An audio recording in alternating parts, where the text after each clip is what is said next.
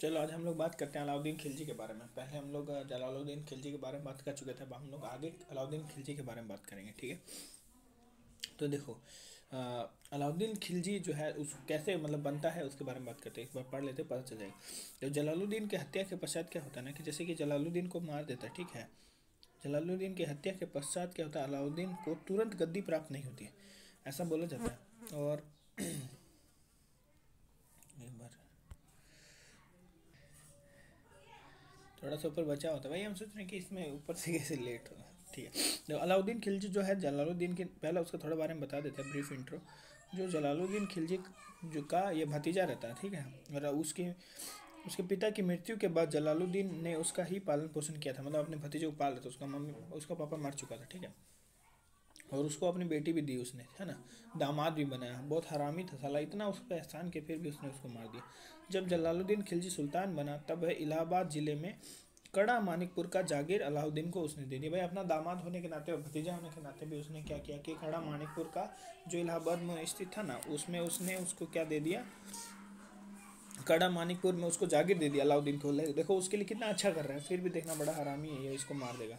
माना जाता है कि अलाउद्दीन शुरू में से ही बहुत महत्वाकांक्षी था। वो सब मूवी देखने से पता चल जाएगा आपको। उसमें ऐसा डायलॉग बोलता है कि हर नायाब चीज़ पर क्या है ना कि अलाउद्दीन खिलजी का अधिकार है, ठीक है, ठीक है। उसे राजगद्दी हत्याने का मौका तब मिला जब उसने क्या किया कि अपने चाचा जलालुद्दीन, जो जलालुद्दीन खिलजी था, जलालुद्दीन खिलजी, उसको क्या किया कि उसने कड़ा मानिकपुर में बुला लिया, ठीक है। और वहाँ पे उसको मौत चाकू घोंप के उसको मार दिया, ठीक है। उसकी हत्या कर दी कड़ा मानिकपुर में, कड़ा मानिकपुर में ही उसको बुलाता है वो, ठीक है, कड़ा मानिकपुर में। और वहाँ पे उसको क्या है ना कि तेज़ चाकू से उसकी मार देता है उसको, ठीक है। और वहीं पर ही वो क्या है कि अलाउद्दीन ने सिकंदर सानी या फिर सिकंदर यानी सिकंदर द्वितीय सानी, मतलब कुल मिला के सिकंदर सानी याद रखो, सानी सानी से जो याद रहेगा। गाना सबको गाता कौन, जैसे हनी सिंह का गाना है आज पानी पानी, और ये गाता सिकंदर सानी सानी से, यही है, ध्यान रखना, ठीक है। अलाउद्दीन खिलजी का गाना कौन सा है, सिकंदर सानी सानी, ठीक है। इसने ये उपाधि धारण की थी, ठीक है, ये याद रखना है। अब देखो बात करते हैं वो वहाँ पे था। देखो अब क्या है कि जलालुद्दीन की हत्या के पश्चात अलाउद्दीन को तुरंत गद्दी नहीं मिलता है, क्योंकि भाई सिंपल बात है, तुरंत गद्दी कैसे मिलेगा, उसका भी तो परिवार है जो जलालुद्दीन। तो उसकी जो है मलिका जहाँ, जो जलालुद्दीन की पत्नी थी, उसने अपने पति की हत्या का, उसको समाचार मिल गया कि भाई मार दिया उसने। तो वो अपने बेटे, छोटे बेटे, हालांकि उसका नाम ही कद्र होता है, हालांकि उसका कोई कद्र करता नहीं, वो बात अलग है, उसका नाम ही कद्र होता है। उसको क्या ना रुकनुद्दीन इब्राहिम के नाम से वो उस समय राजा बना देती है, बेटे बैठा देती, छोटे वाले बेटे। और जो उसका बड़ा बेटा था अरकली, उसका नाम होता है पुट अरकली, वो मुल्तान में, मुल्तान का राजा होता है, उसमें मुल्तान पे उसका शासन होता है, उसको मुल्तान से वो वापस बुला लेती है, ठीक है। तो ये उस समय तुरंत तो मिलता नहीं है। तो ये बात जब अलाउद्दीन खिलजी को पता चलेगी तो अलाउद्दीन खिलजी क्या करता है ना कि जब पता चलता है उसको,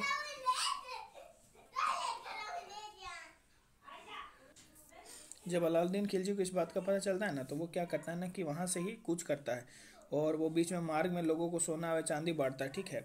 वो उस समय कड़ा में रहता है, फिर वो दिल्ली की तरफ जाता है, ठीक है। फिर वो बीच में लोगों को सोना चांदी काफ़ी, मतलब ऐसे सिक्के विक्के टुकड़े, सोना चांदी के टुकड़े ऐसे बांटता है। तो इस तरह से वो क्या करता है कि लोगों को अपनी ओर आकर्षित करता है इस तरह से। और ये देख के क्या ना दिल्ली का जो इब्राहिम, जो रुकनुद्दीन इब्राहिम होता है, वो सोचता है, उसको पता चल जाता है कि अब अपने बस का बात नहीं है, वो वहाँ से मुल्तान भाग जाता है, ठीक है। उसको पता चल जाता है कि अपने बस का बात नहीं है, तो फिर वो मुल्तान भाग जाता है, ठीक है। दिया हुआ रहेगा, जैसे कि इसमें दिया हुआ कि हाँ, बेटे इब्राहिम का विरोध असंभव था, उसे को लगा, तो उसने अपनी माता और मलिक अहमद के साथ दिल्ली छोड़कर मुल्तान की ओर, वो जो उसका रुकनुद्दीन है वो रुकता ही नहीं है, नाम उसका रुकनुद्दीन है पर वो रुकता नहीं, सीधे भाग जाता है मुल्तान, ठीक है। और अब जो है क्या नाम है, अलाउद्दीन इंटर कर जाता है दिल्ली में, और 1296 में वो विधि पूर्वक क्या है राज्याभिषेक हो जाता है उसका, ठीक है। अब हम लोग बात करेंगे कि जो अलाउद्दीन खिलजी है ना, उसका जो राजनीतिक अभियान था, जैसे कि कहाँ कहाँ पे उसने जो है इसके बारे में बताया था कि मतलब कहाँ पर, जैसे नॉर्मली उत्तर भारत की हम लोग पहले बात करेंगे कि उत्तर भारत में कहाँ कहाँ उसने आक्रमण किए, किन किन पे आक्रमण करके अपने साम्राज्य में मिलाया। तो पहले सबसे पहले इसका ट्रिक एक याद, गुरु का चीता, ठीक है, ऐसे याद करो, गुरु का चीता, माला मार, माला को मार के गुरु का चित्ता, क्या है, गुरु का चित्ता, गुरु का चित्ता माला को मार के जला दिया, जला देगा, ठीक है, जला दिया, ठीक है। तो इसे गु से गुजरात, गुजरात पर आक्रमण किया। र से रणथंभौर, क से कुछ है नहीं, ठीक है। चीता से चित्तौड़गढ़, चित्तौड़गढ़ पर आक्रमण, फिर मालवा पे आक्रमण, मार से मारवाड़ पर आक्रमण, जालोर से जालोर पर आक्रमण, ठीक है। ये जो है उत्तर भारत में उसने मेनली आक्रमण किया। फिर दक्षिण में हम लोग देखेंगे, ठीक है, दक्षिण में देखेंगे फिर ठीक है। ये उत्तर भारत के कुछ उसके किए हुए आक्रमण है, ठीक है। तो गुजरात का आक्रमण में क्या आ जाएगा कि गुजरात पर जब आक्रमण उसने क्यों किया, ऐसा बोला जाता है क्योंकि गुजरात राज्य जो उपजाऊ भूमि और व्यापार के कारण बहुत समृद्ध था। तो अलाउद्दीन के समय यहाँ का शासक जो रायकर्ण था, ठीक है, रायकर्ण, जो नाम के पीछे कर्ण आने से कोई तेजस्वी नहीं हो जाते, समझे, है कि नहीं। राम के पीछे कर्ण आने से कोई तेजस्वी नहीं हो जाता है। रायकर्ण इस राज्य पर, इसने अलाउद्दीन ने क्या किया ना कि इस राज्य पर दो दिशा से, एक तो सिंध की तरफ से, जैसे मान लो ये गुजरात है ना, तो ये वाला क्षेत्र सिंध हो गया, ठीक है, सिंध हो गया, ये वाला यहाँ से सिंध वाला क्षेत्र हो गया, और एक यहाँ जो क्षेत्र होगा बीच में राजपूताना क्षेत्र पड़ेगा, इससे यहाँ पे दो तरफ से इसने क्या ना आक्रमण करवाया है, ठीक है, अलगू खान और नुसरत खान, ठीक है। और यहाँ पे इसने दो तरह से बोल दिया, दो दिशाओं से इसने सेना भेजी थी, दो दिशाओं से इसने सेना भेजी, एक अलगू खान के नेतृत्व में सिंध की ओर से और नुसरत खान की ओर से राजपूताना मार्ग से इसने भेजी, ठीक है। गुजरात का शासक रायकर्ण, नाम से पता चला नाम में रायकर्ण है, तो ये नाम क्या कि राय जुड़ गया ना, तो ऐश्वर्या राय वाला है ये, तो आधे जो है जीतने का चांस वैसे ही खत्म हो गया। कर्ण नाम होने से कोई थोड़ी जीत जाता है, कर्ण तो कर्ण ही था क्या। तो ये सामना नहीं कर सका और वह दक्षिण भाग गया, और जो देवगिरी का राजा था रामचंद्र, उसके पास ये चला गया, ठीक है, ऐसा बोला जाता है। देखो ये रामचंद्र देव ने के पास इसने शरण ले ली, ठीक है, रामचंद्र देव के यहाँ इसने शरण ले ली, ठीक है। तो फिर क्या होता है ना कि सुल्तान की सेना ने गुजरात विजय के बाद सूरत सही, देखो यहाँ पे क्या होता है ना कि सूरत सही, वहाँ पे बहुत सारे नगर थे, क्योंकि उस समय सूरत बहुत फेमस जगह था और बहुत पैसा वाला था। तो सूरत सही, सोमनाथ मंदिर को तो लूटना ही था, गुजरात गया और सोमनाथ मंदिर नहीं लूटा तो क्या लूटा, है कि नहीं। और वहाँ पे वो खम्बात बंदरगाह पर क्या हो रहा था ना कि जब उन्होंने आक्रमण किया तो एक हिंदू किन्नर जो था, हिजड़ा, मलिक काफूर, याद होगा कि मूवी में दिखाता है मलिक काफूर का रोल, एक जो अच्छा सा एक्टर किया है ना, वो उसको नुसरत खान जो है खरीद के लेके आ जाता है, उसको 1000 में खरीदता है, इसलिए उसको 1000 दिनारी बोलते हैं। और फिर वही जो उसके दक्षिणी अभियान, जो अलाउद्दीन खिलजी होता है उसके दक्षिणी अभियानों का मेनली जो कहा है सेनापति यही रहता है, क्या नाम है, मलिक काफूर, कहाँ गया वो हिजड़ा, ठीक है। तो हाँ, मलिक काफूर करता है। फिर इसके बाद हम लोग रणथंभौर की ओर चलते हैं। पहले बताए थे गुरु का चित्ता माला को मार के जला देगा, ठीक है, ये याद रखना, गुरु तो र हो गया, तो ये र से याद रखना कि रणथंभौर पे जो है उस समय का सबसे शक्तिशाली राज्य माना जाता था, राजपूताना का, ठीक है। और वो एक समय ऐसा था कि दिल्ली का वो भी अंग रह चुका था, रणथंभौर भी, ऐसा नहीं है कि कुछ कहीं छूटा हो जाए हमने। तो अलाउद्दीन खिलजी के आक्रमण के समय यहाँ का शासक सबको पता होना चाहिए, बहुत इंपॉर्टेंट है ये वाला, और राजस्थान जीके का सबसे बहुत अच्छा एग्जाम्पल है हमीर देव। यहाँ पर सबसे अच्छा जो शासक था हमीर देव, बहुत पावरफुल था हमीर देव, और इसकी पत्नी का नाम है रंग देवी, जिसे हम गाना सुना ना, हमें रंग दे, हमें रंग दे, रंग दे मुझे रंग दे, तो हमें रंग दे, हम यानी हमीर और रंग दे यानी रंग देवी, ऐसे याद कर सकते हो, ठीक है। तो उस समय क्या हुआ ना कि मुल्तान रणथंभौर आक्रमण किया, उसमें अलगू खान फिर से नुसरत खान, ये दोनों फिर से पहुंच गए, और इस बार ये लोग 1 साल तक कम से कम सुल्तान की सेना से ये लोग को पर घंटा कुछ उखाड़ नहीं पाए, क्योंकि बोले पहले ही बोल दिया बहुत पावरफुल था। तब क्या था ना, देखो पहले क्या था ना, ये हरामी लोग रहता था, तो उसका प्रधानमंत्री जो था ना हमीर देव का, उसका प्रधानमंत्री था ना राम था रणमल, ठीक है। रणमल जो है ना, रण में इसका मल निकल गया था, समझे, तो पहले से इसका नाम ही घटिया, नाम में मल आ रहा है, तो हरामी इंसान था। तो इसने क्या किया ना कि उन सब के साथ मिल गया, तो इसके कारण हमीर देव जो है वीर गति को प्राप्त कर गए, और सुल्तान ने वहाँ पे, और इसमें ये याद है नुसरत खान भी इस युद्ध में मारा जाता है, ठीक है, नुसरत खान मारा जाता है।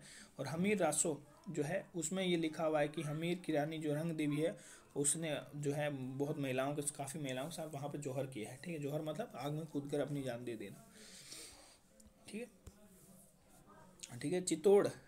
चित्तौड़ की विजय की अब हम लोग बात करते हैं। हमने पहले बोला था कि गुरु का चित्ता माला को मार कर जला देगा, याद रहेगा।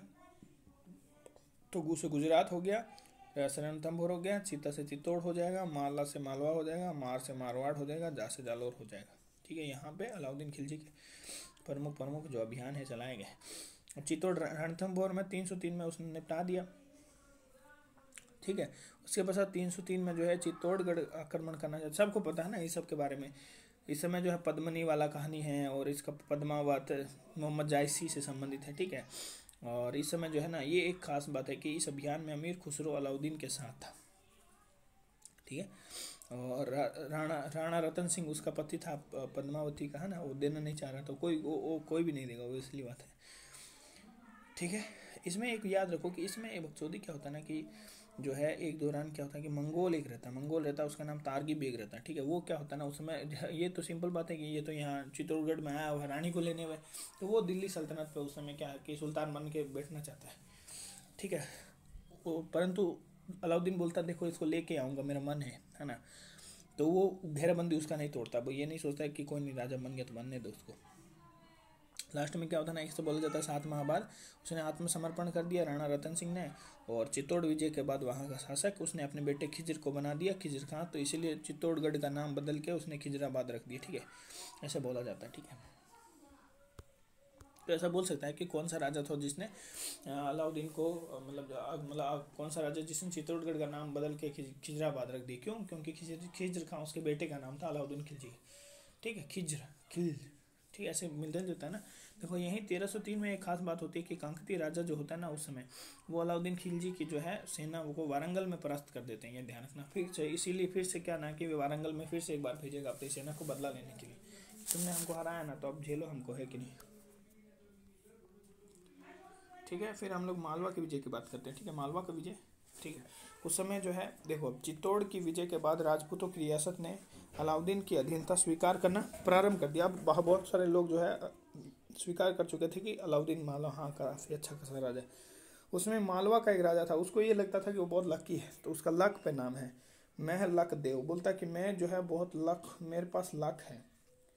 उसने बोला कि लक है, तो बोला कि रुको तुमको आईना दिखाते हैं अभी, है ना। तो उसने क्या ना कि अपना एक मुल्तान का सूबेदार था, उसका नाम था आइन उल मुल्क आइन, तो बोला कि तुमको अभी पूरा मुल्क का आईना दिखवाएंगे। ठीक है, तो आइन उल मुल्क आता है मालवा पर आक्रमण के लिए। 1505 में उसने सेना भेजी। ठीक है, 1505 में सेना दी, जहाँ उसे प्रारंभ में कठिन प्रतिरोध झेलना पड़ा। शुरू में तो कठिन पर फिर लक को कुछ काम नहीं आता, असली में लड़ाई जो जिंदगी में वही काम आती है। तो बाद में किंतु अंत में आइन उल मुल्क को किले पर अधिकार हो गया और तत्पश्चात उसने भी वहाँ पे कब्जा कर लिया।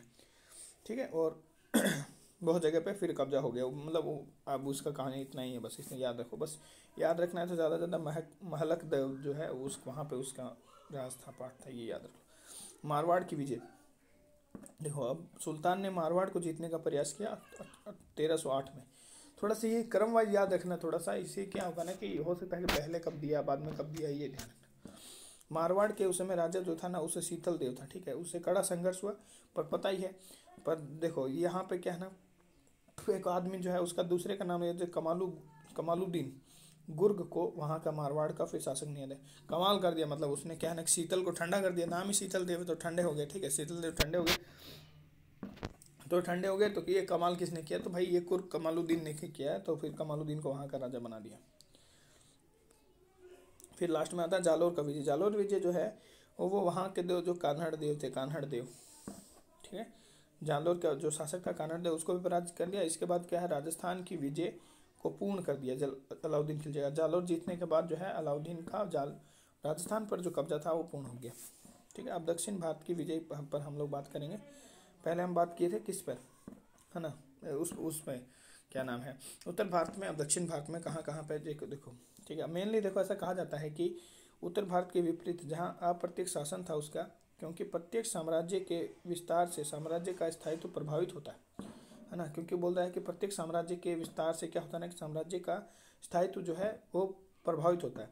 इसलिए उसने मध्य युग, और ऐसा कहा जाता है कि मध्य युग का वह पहला शासक था जिसने क्या आके विंध्य को पार किया था। विंध्य ये बहुत इंपॉर्टेंट है, ये याद करने वाली चीज़ है। कुछ इतिहासकारों के अनुसार उसका मुख्य उद्देश्य, देखो ये भी क्वेश्चन में आया कि उसका मुख्य उद्देश्य क्या था, क्या वहाँ पे स्थायी शासन प्राप्त करना था, नहीं है, उसका ऐसा कोई उद्देश्य नहीं था। वो दक्षिण में इसलिए आया था कि अथाह संपत्ति वहाँ से लूट के लेके जा सके, बस यही एक उसका मेन उद्देश्य था। तो ये वाला लाइन जो है बहुत इंपॉर्टेंट है, मोस्ट इंपॉर्टेंट लाइन हो गया। एक जो है ये लाइन है कि उसने कौन सबसे पहले जो विंध्य को पार करता है ना, मुगल शासक मध्य युग में सबसे पहले अलाउद्दीन खिलजी जो है उसको पार करता है। अब तुमको एक खास बात बताते हैं कि जितना भी उसका दक्षिण का अभियान है ना, उसमें उससे सबका उसका सेनापति जो रहेगा वो मलिक काफूर रहेगा। मलिक काफूर बोले ना, दक्षिण अभियानों में उसका बहुत हेल्प करता है, ठीक है। जिसको वहाँ से खंबात का बंदरगाह जो रहता है ना, उससे वो नुसरत खान लेके आता है 1000 रुपये में, है ना, 1000 दिनार लेके, तो इसलिए 1000 दिनारी भी बोलते हैं मलिक काफूर को। ऐसा बोला जाता है कि वो एक किन्नर था, बट पता नहीं सत्य क्या है ना, जो भी ये याद कर लेना, ठीक है। तो ये मेन कारण क्या है कि भाई क्यों उधर जा रहा था दक्षिण की तरफ, क्योंकि उसको अतः संपत्ति चाहिए थी दक्षिण की। कांसी के लिए सॉरी, ठीक है। दक्षिण भारत के अभियानों का नेतृत्व उस समय मलिक काफूर कर रहा था। तो तुमको हर जगह, जैसे भाई हम लोग देवगिरी जाएंगे, वारंगल जाएंगे, हम लोग बहुत जगह, पांड्या भी जाएंगे, तो बहुत जगह जाएंगे, अभी 3-4 जगह घूम के आएंगे। तो वहाँ पे क्या होगा ना कि हम लोग जाएंगे तो फिर हर जगह हम लोग को मलिक काफूर मिलेगा। इसलिए बोला है दक्षिण भारत के अभियानों का नेतृत्व मलिक काफूर कर रहा था उसने, सुना। और ये बताता है कि बर्नी जो है उसने उसमें ये लिखा, दक्षिण अभियान की जो विस्तृत जानकारी अगर तुमको चाहिए तो जो फुतू याद रखो, फुतू हर जगह फुतू लिखा रहेगा। तो तारिक ए फिरोज शाही टफ, और टफ काम है दक्षिण में जाना, तो ये ध्यान रखना। फिर अमीर खुसरो की एक रचना है खजायन उल फुतू, खजायन यानी खुजली होने लग जाएगा, अगर है ना खुजाने लग जाओगे ये दक्षिण का अभियान करोगे तो खजायन उल फुतू कफ होने लगेगा। और इसामी का एक रचना है फुतू उल सलातीन, ठीक है, कितना सलातीन, ठीक है, फुतू उल सलातीन फुस क्या होने लग जाएगा, टफ है। कोई भी आदमी को कफ होने लगे तो फुस हो सकता है, ऐसे याद कर लेना, ठीक है।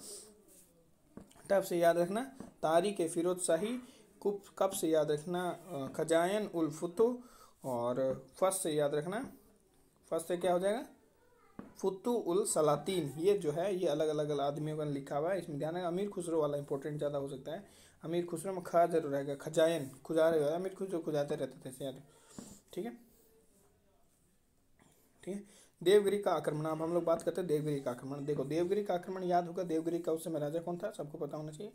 तो सुल्तान बनने से पहले भी 1296 में अलाउद्दीन ने देवगिरी पर आक्रमण राजा रामचंद्र को पराजित किया था। कालांतर में राजा रामचंद्र जो है ना, दो कारण से दिक्कत आ रहा था। एक तो वो टैक्स नहीं दे रहा था सरकार को, मतलब जो अलाउद्दीन खिलजी को, और दूसरा जो है उसने रायकरण को यहाँ पर दे दी थी, क्या बोलते हैं, शरण, रायकरण को शरण दे दी थी, और दूसरा उसने कर देना बंद कर दिया था, ठीक है। प्रतिक्रिया स्वरूप अलाउद्दीन खिलजी ने मलिक काफूर को भेज दिया, देवगिरी पर आक्रमण हुआ, मलिक काफूर ने रामचंद्र को पराजित कर दिया, ठीक है, और दिल्ली भेज दिया, ठीक है, दिल्ली भेज दिया। अब क्या हुआ ना कि देखो अलाउद्दीन यहाँ पे बहुत उदारवादी, यहाँ पे इसके प्रति बहुत उदारवादी दिखाई देता। अलाउद्दीन ने राजा के साथ अच्छा व्यवहार किया, और उसने उसे रायन मतलब बोला कि आपका क्या राय है, मतलब ना राय ना देने आप कर ना देना चाहते तो कोई नहीं, ऐसी राय भी आपकी मंजूर होगी, मतलब रायन ऐसे करके कुछ नाम दो बार राय, ठीक है। तो इसकी उपाधि उसने दे दी उसको, ठीक है। तो उसका राज्य भी उसको वापस लौटा दिया। तो इसके इस व्यवहार से क्या हुआ कि अलाउद्दीन जो रामचंद्र था बहुत खुश हुआ, बोले कि बाप रे बाप, इतना मतलब ये मतलब क्या बोलते हैं, इतना उदार राजा है, मतलब एक होता है ना अपने दिल में उसको गिल्टी फील होने लगा, मतलब इतना उदार राजा है, उसको टैक्स नहीं दे रहे, उसको सेल्फ डाउट होने लगी। तो उसने कहना कि कभी भी फिर सुल्तान के विरुद्ध उसने कभी विद्रोह नहीं किया। ऊपर से वारंगल का जब युद्ध होगा ना तो मलिक काफूर के साथ में भी चलेगा लड़ने के लिए, चलो हम आपके साथ ही, ठीक है। ये वाला बात जो है बहुत मस्त लगा, है ना। फिर तेलंगाना या वारंगल का युद्ध होता है 9-10 में, ठीक है। तो क्या होता है कि देखो हम पहले बताए थे 1303 में एक बार क्या होता है ना, काकतीय राजा वारंगल में उसको हरा देते हैं, ठीक है। तो इस बार का बदला फिर से लेने जाते हैं, ठीक है। तो वारंगल के पहले 1303 में असफल अभियान के कलंक को धोने के लिए अलाउद्दीन ने 9-10 में फिर से क्या मलिक काफूर को, देखो अब सब जगह मलिक काफूर ही जाएगा, ये ध्यान रखना, एक सेना भेजी। इस युद्ध में मलिक काफूर ने देवगिरी का राजा था कौन, रामचंद्र, ये बोलता चलो हम भी साथ में चल रहे, ये सहायता दे दी इसने। और क्या हुआ मलिक काफूर ने वारंगल के शासक प्रताप रुद्रदेव मूवी देखा होगा, उसमें काकतीय राजा का रुद्रमा देवी दिया, तो वही रुद्र, पता नहीं रुद्रमा देवी था या रुद्रमा देवा था, तो इसमें रुद्रदेव ही नाम दिया है ना। प्रताप रुद्रदेव के बीच युद्ध लड़ा गया और उसमें रुद्रदेव जो उसने समर्पण कर दिया, बोला कि नहीं हो पाएगा मेरे से, नाम है रुद्रदेव है, काम में कुछ खतरनाक रुद्र है नहीं। सुल्तान की उसने अधीनता स्वीकार कर ली और उसे वार्षिक कर देना स्वीकार कर लिया। अब कांकती ये यहाँ पे एक बहुत खास बात मिलता है कि कांकतीय वंश का जो शासक था ना रुद्रदेव, उसने अपनी सोने की एक मूर्ति बना ली। ठीक है, उसमें जैसे मतलब सिंपल एक तुमको बना के बताता हूँ। ठीक है, तो उसने क्या है ना कि ऐसे एक सोने की मतलब मूर्ति बना ली और उसी में ऐसे जंजीर वंजीर डाल के ऐसे दिखा दिया ना, तो ऐसे बताया कि भाई मैं राजा का बंदी हूँ। उसने अपनी एक सोने की मूर्ति बेची। ठीक है, देखो इसमें लिखा है कि तेलंगाना के कांकतीय वंश का शासक प्रताप रुद्रदेव ने अपनी सोने की मूर्ति बनाकर उसके गले में सोने की जंजीर डालकर आत्मसमर्पण हेतु मलिक काफूर के पास भेजा और इस अवसर पर उन्हें कोहिनूर हीरा भी दिया। सोना और कोहिनूर हीरा काफी पैसा मिल गया, मतलब मजा माला माल हो गया एकदम, है कि नहीं, कांकतीय राजा को लूट के वो लोग। अब हम लोग पांडे राजा के चलते थे। पांडे राजा के पढ़ोगे तो वहाँ पे क्या होना, गृह युद्ध हो रहा था। एक तो सुंदर था, ठीक है, एक तो सुंदर था और एक वीर था, सुंदर वीर जो है, इन लोगों के बीच में लड़ाई हो रहा था। एक सुंदर पांडे था और वीर पांडे थे, ये दोनों भाई भाई थे। इन दोनों के मध्य क्या है, लड़ाई हो रहा था। इन दोनों के मध्य सिंहासन को लेकर गृह युद्ध चल रहा था। तो अब इनको मौका मिल गया, बोले चलो अब इन दोनों को पेल देंगे। ठीक है, तो सुंदर जो होता है ना, वो दिमाग लगा लेता है। क्या लगा लेता है कि वो अपने भाई के विरुद्ध जो है सुल्तान अलाउद्दीन से सहायता वो बोलता मांग लेता है। ठीक है, तो सुल्तान ने अवसर का लाभ उठाया और मलिक काफूर को भेज दिया, बोले जाओ उनको पेल दो, सबको पांड्य को पेल दिया। तो क्या होता है, काफूर ने जल्द ही पांडे राजधानी मदुरै पर अपना अधिकार कर लिया। वहाँ पे भी लूटपाट मचाया गया, सबका आदत है इनका, है ना, नगर को लूटा पूटा उन्होंने, अनेक मंदिर नष्ट कर दिए। इसके साथ वे लूट की अपार धन संपदा ले आया। ठीक है, जिससे वो कभी भी इससे पहले वो कभी भी ऐसा नहीं हुआ था। उन लोग को बहुत मतलब गजब लूटा उन्होंने। फिर देवगिरी पर फिर से आक्रमण किया। देवगिरी का वही था राजा रामचंद्र देव जो है मर जाता है, तो उसका बेटा जो होता है पुत्र शंकर देव, तो पुत्र बाप के जैसे रहेगा, वो भी टैक्स देना बंद कर देता है। वो बोलता है कि मैं स्वतंत्र हूँ। शंकर देव को सिहन देव भी बोलते हैं। ठीक है, वो भी दिल्ली का स्वतंत्र, वो बोला कि उसने बोला कि मैं दिल्ली से स्वतंत्र हूँ, और उसने भी टैक्स देना बंद कर दिया।